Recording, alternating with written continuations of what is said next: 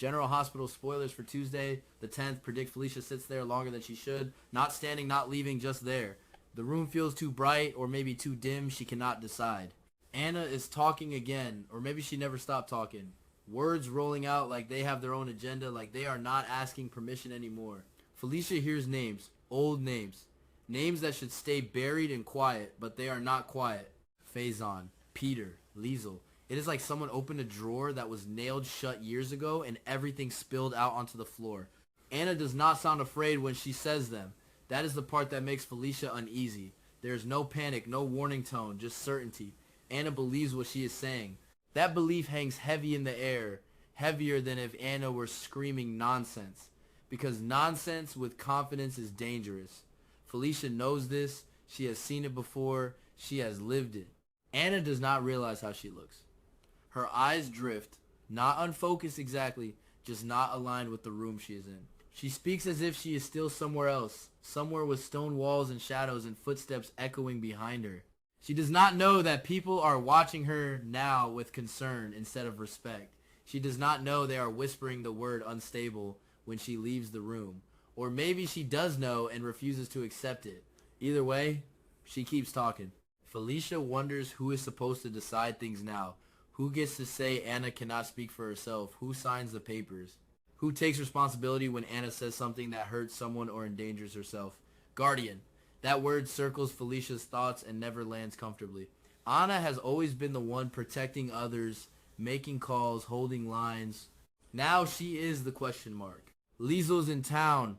That much is true. Liesel has been seen, heard, impossible to miss. Which means Liesel could not have been where Anna claims she was. That part does not line up. And Faison is dead. Peter is dead. Felicia knows this. Everyone knows this. There were bodies, confirmations, grief. And yet Anna speaks as if death is a minor inconvenience. As if it can be undone quietly, off screen. She talks about them as if they are waiting in the next room. The problem is not that Anna is wrong. The problem is that Anna is certain. She builds a whole reality around that certainty, connects details that only make sense if you accept the impossible premise. Felicia listens and tries not to interrupt, because interrupting makes Anna defensive, sharper. Felicia does not know how to challenge someone who does not know they need to be challenged. So Felicia does what she always does when she feels out of her depth. She looks for someone else, someone with authority, or at least the illusion of it. Someone who can tell her what the right move is, or at least share the blame. She thinks about calling Laura. She thinks about calling Mac. She thinks about Jason, oddly enough, because Jason has a way of cutting through emotional fog and naming things plainly. Anna is not okay, but saying that out loud feels like betrayal. Jason is already involved, whether Felicia wants him to be or not. Jason has been watching the situation with his usual quiet intensity. He does not talk much about feelings, but he sees patterns, risks. He might suggest keeping Anna in town longer, under observation, somewhere familiar. Not a locked ward yet. Not the hospital that everyone whispers about like it is exile. Jason believes in buying time. Time to see if things settle. Time to gather more information. Time before decisions become irreversible. Laura's watching too. Laura watches everything. She knows what it means when a leader falters. She knows what it costs to pretend otherwise. Laura has already said it out loud, even if she hates herself a little for it. Anna is no longer the police commissioner. Saying it does not make it easier. It makes it heavier. Dante has stepped in temporarily, but temporary has a way of becoming permanent when no one is brave enough to change it back. Laura knows how cruel it looks from the outside, stripping Anna of her title while she is vulnerable. But Laura also knows what happens if she does not act. Chaos, lawsuits, lives at risk. Responsibility does not pause for grief or confusion. Laura weighs these things every night, long after everyone else has gone home. Dante does not seek the position, but he feels it well enough. Too well, maybe. There is talk that Laura might make it official. Dante would accept because that is who he is. He accepts burdens. But the decision would be another nail in the quiet coffin of the life Anna thought she still had. And Anna, in her fog, does not even know this is happening. She talks about old enemies in secret rooms while her present is being dismantled piece by piece. Then there is Britt. Britt has been careful, but not careful enough. Or maybe people are just paying closer attention now, looking for hidden motives everywhere. Britt has been working on projects she does not discuss openly. She disappears for hours, sometimes days. She gives explanations that are technically plausible but emotionally hollow. When Anna starts talking about the castle, about experiments, about medical intervention for people who are supposed to be dead, some people begin to look at Britt differently. It is not an accusation at first. It is a question, a quiet one. If Anna were right, if even part of her story were true, who would have the skills, the access, the moral flexibility to keep Faison or Peter alive? Britt's name comes up, not loudly, but persistently. Someone starts connecting dots that may not belong together. Someone wonders if Britt has been visiting the castle under the guise of research, checking vitals, maintaining secrets. Another possibility exists, and Britt would cling to it if she knew how closely she was being watched. Britt may simply be lying about her destination, not her actions. She may be at the castle for an entirely different reason, one that has nothing to do with resurrecting monsters. The new lab, the new equipment, experiments that require privacy, funding, and zero oversight. Britt has always believed rules are suggestions, especially when progress is at stake. Someone will eventually try to put the pieces together. Someone always does. Whether they land on the right conclusion is another matter entirely. While all this is simmering, other lives continue moving, messy and fragile. Nathan has grown closer to Lulu. It was not planned. It never is. Conversations turn longer. Silences turn comfortable. Laura notices. Laura usually notices everything. At first, she supports it. Lulu deserves something steady, something kind. Nathan seems safe enough, but Maxie is still unconscious. Not gone. Not finished. Just paused. And Laura knows what happens when Paul's stories resume. Old love does not disappear just because time passed. If Maxie wakes up and wants Nathan back, things get complicated fast. Laura does not want Lulu caught in the crossfire of unresolved history. She has seen enough of that to last a lifetime. Maxie, even in her sleep, casts a long shadow. And Maxie has always been fiercely protective of what she considers hers. Laura worries. She hates that she worries because it feels like borrowing trouble from the future, but she cannot help it. Lucy and Ava are not worrying about the future. They are focused entirely on the present, sharp and dangerous. They circle Sidwell like predators pretending to flirt. Each thinks she is the smarter one. Each believes she can outmaneuver the other. The tension between them is not subtle. It crackles. People notice.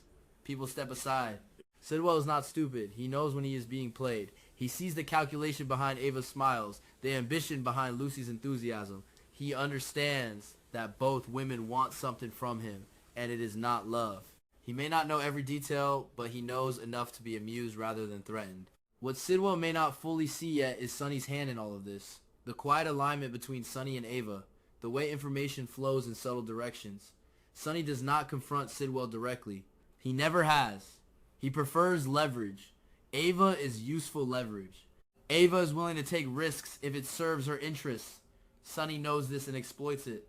If Sidwell suspects Ava is plotting against him, he may choose not to stop her. Cat and mouse games require patience. Let the mouse think it is winning. Let it reveal its strategy. Sidwell has time, or he thinks he does. Somewhere quieter, almost forgotten in the noise, Gio sits with Emma. Not as a hero, not as a solution, just present. Emma is breaking in small ways that do not draw attention. Her grandmother is slipping away from herself. The woman she trusts most is becoming a stranger who speaks in riddles and ghosts. Emma does not know how to grieve someone who is still breathing.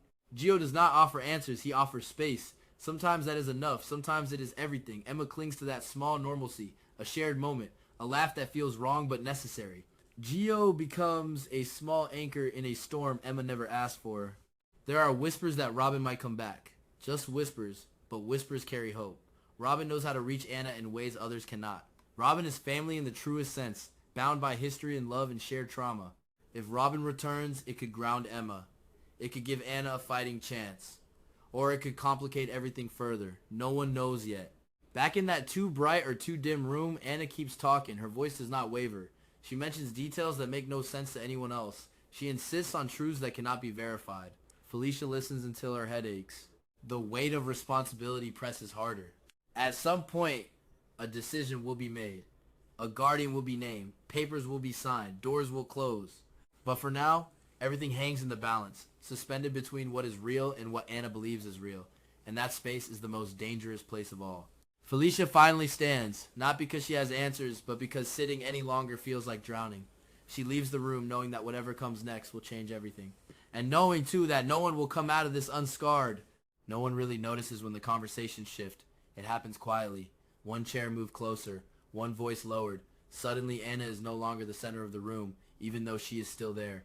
Talking, repeating herself.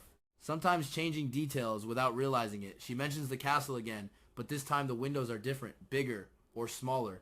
It depends on the sentence. People exchange looks, quick ones, practice ones. They are learning how to listen without believing. Felicia feels it slipping out of her hands.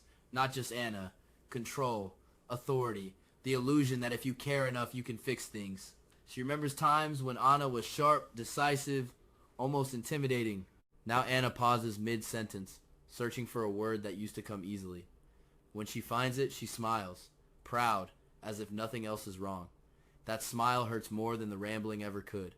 Jason is standing near the door, arms crossed, weight shifted, like he is ready to leave at any second, or ready to stay all night. With Jason, it is hard to tell. He watches Anna not like a friend, not like a cop, but like someone assessing damage.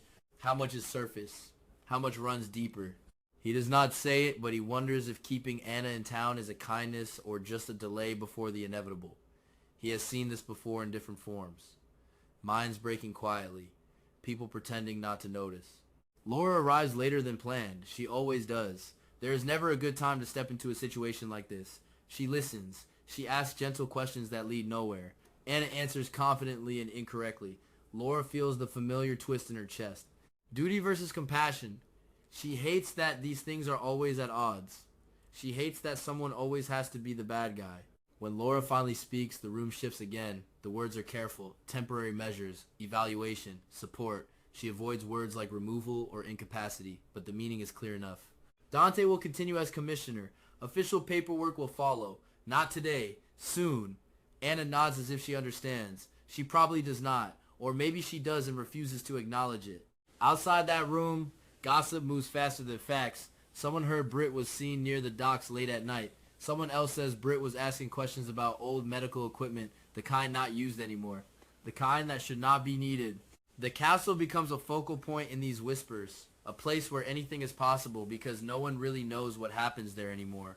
Britt notices the looks. She always does. She smiles sharper, talks louder, deflects. She denies nothing outright, which only fuels suspicion. In private moments, she tells herself it is all ridiculous. Anna is sick. That is the explanation. But Britt also knows better than most that impossible things have happened before. She has lived them. She has helped cause some of them. If Faison or Peter were alive, Britt would know. She repeats that like a mantra. If they were alive, she would know. But the doubt creeps in during sleepless nights. What if someone else picked up where she left off? What if secrets survived her? What if Anna saw something real and her mind just twisted the context? Britt hates uncertainty. It makes her reckless. Someone finally voices the suspicion out loud. Not an accusation, a question. Could Britt have been involved? The room goes quiet in that way that means everyone has thought it already. Britt laughs. Too quickly, too brightly. She says she has been working on a private research project, new lab, new funding, nothing illegal, nothing sinister. She does not say what the research is. That omission becomes another problem. Nathan is less concerned with conspiracies. His world is narrowed to hospital rooms and waiting. Maxie remains unconscious. Machines hum. Time stretches. He feels guilty for finding comfort elsewhere, even if nothing has crossed a line. Lulu understands without asking. She has lived around absence and longing her whole life. Still, the closeness scares her. She sees the future branching into paths she does not want to choose between. Laura watches them together and feels that familiar maternal instinct flare. Protect at all costs. She considers pulling Lulu aside, warning her gently. She does not. Warnings have a way of becoming prophecies. And Maxie is still asleep, for now. Lucy and Ava escalate. What started as subtle competition sharpens into open provocation. Lucy flaunts her access to Sidwell. Ava counters with inside information that should not be public. Sidwell smiles through it all. He enjoys watching people reveal themselves. He notes every slip, every inconsistency. He knows Ava is working an angle. He suspects Lucy is too. He does not know yet which one is more dangerous. Sonny remains in the background, always there, always watching. He trusts Ava as far as he needs to, no further. He feeds her information selectively, enough to keep her engaged. Enough to test Sidwell's reactions. If Sidwell pushes back, Sonny will know he is onto them. If he does not, the trap tightens. Emma sits alone more often now. School feels irrelevant. Friends do not know what to say. How do you explain that your grandmother thinks dead men are alive and no one believes her? Gio finds her anyway. Brings coffee she does not drink. Talks about nothing. Music. A movie he half remembers. The weather. It helps. Not because it solves anything, because it does not try to. Emma worries about Robin. Wants her mother back. Needs her. The idea that Robin might return becomes a lifeline. Emma imagines conversations where everything makes sense again. Where Anna listens. Where truth is clear. She does not consider the possibility that Robin could be overwhelmed too. That even Robin cannot fix this. Inside her own head, Anna is not lost. She is fighting.